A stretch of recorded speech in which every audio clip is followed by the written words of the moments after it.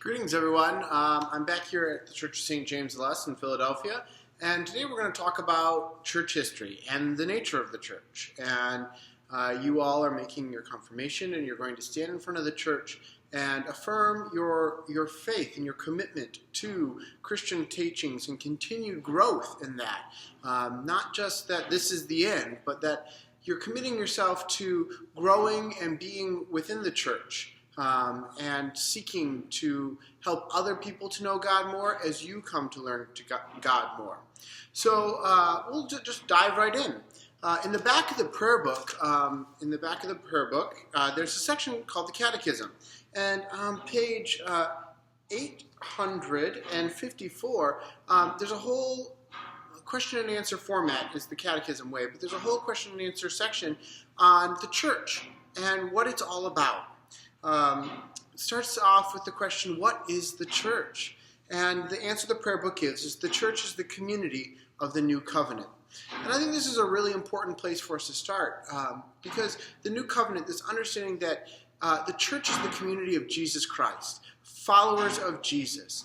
Our new presiding bishop, Bishop Michael Curry, has described us as the Jesus movement, that we are folks who are committed to wrestling with and digging in deeply to the teachings of Jesus and trying to figure out what they might mean for us. That this is the community of the church, that we are committed to the teachings of Jesus, committed to developing understandings of them for our lives today, not just resting on what people have said in the past, but saying, what does this mean for today, where I live, where I am in my life and in my situation? So those are some important things for us to think about. That this is the church. The church is that community of people who are doing this work. And that means that we find the church in places that we might not otherwise think of. It's not only in places like this or at St. Stephen's, inside the sanctuary, inside the church itself, the building, that we encounter the church, but we encounter the church in each other, that it's that community aspect of it. The church, though, has a long history. It's not something that started yesterday. The church is even older than the history of this church or St. Stephen's Church or any of these churches. The church has almost 2,000 years of history of people throughout the world wrestling with the teachings of Jesus.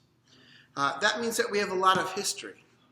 And history can be a difficult thing to think about. History can be a difficult thing to always understand, and our stories of the church, sometimes Christians did really bad things, and that's something that we have to wrestle with as well.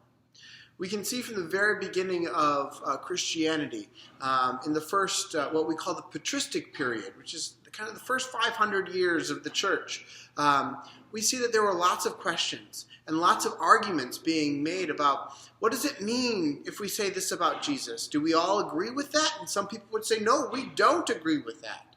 And they would walk away and they would start another section or branch of the church.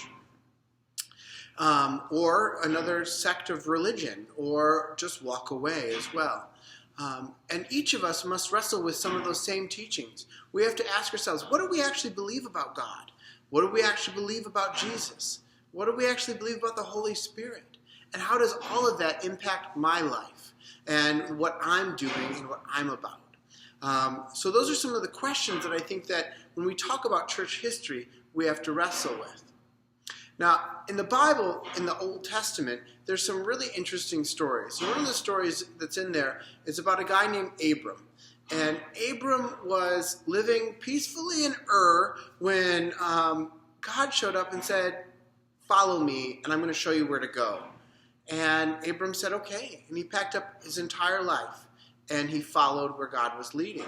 He didn't know where that would be. Just follow me, and I'll show you where to go. And so he did. Well, along the way, lots of different things happened. But one of the things that happened was that Abram was really just downtrodden.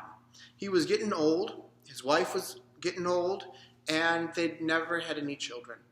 And he had all of these people and things and all this stuff following him as he's following God.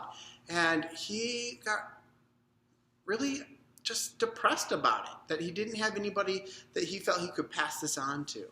And God said, don't worry about it. He said, I have a promise for you.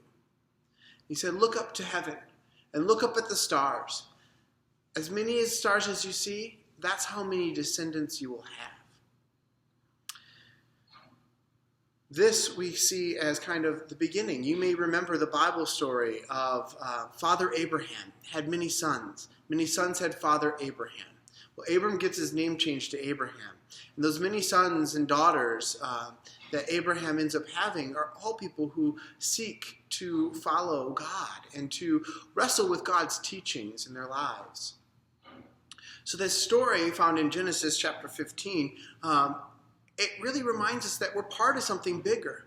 Even after the Jesus movement, even after the life of Jesus, that our faith connects us back to Abram, back to the Jewish learnings and teachings and scriptures, that we are connected to all of this history.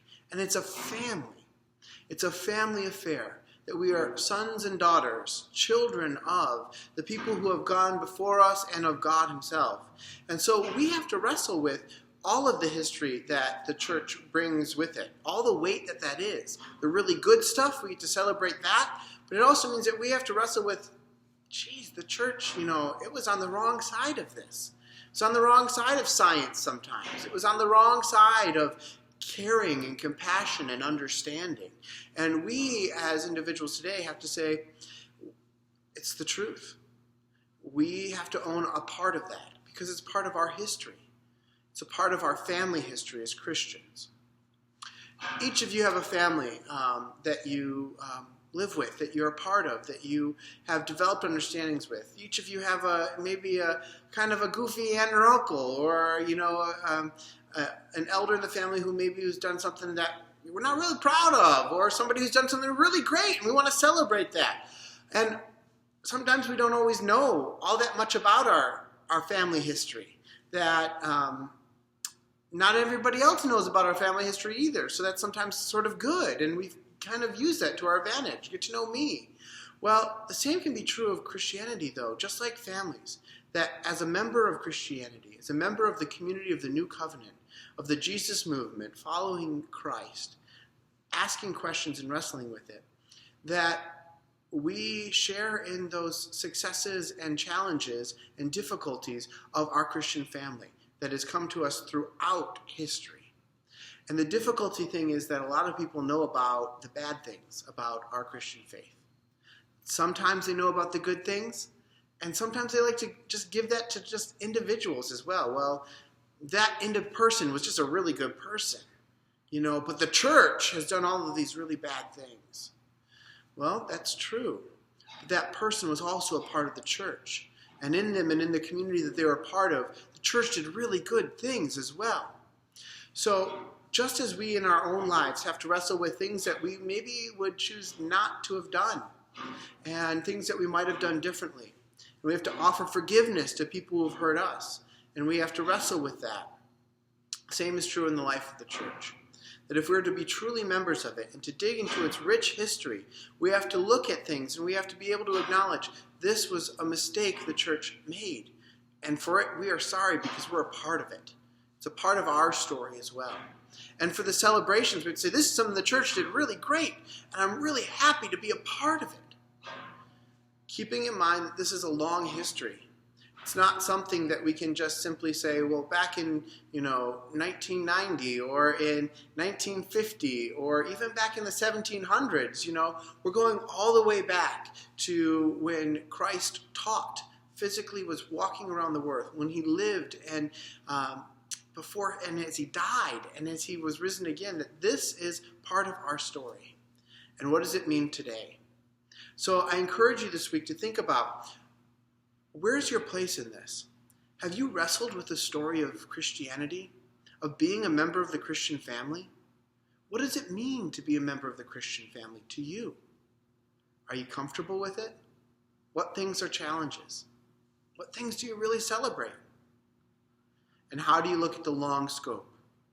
Keeping in mind that even as a member of St. Stephen's, where you're being confirmed, that you're a part of something much, much bigger. I bless you on this reflection and on your continued journey towards confirmation. God God bless. Bye-bye.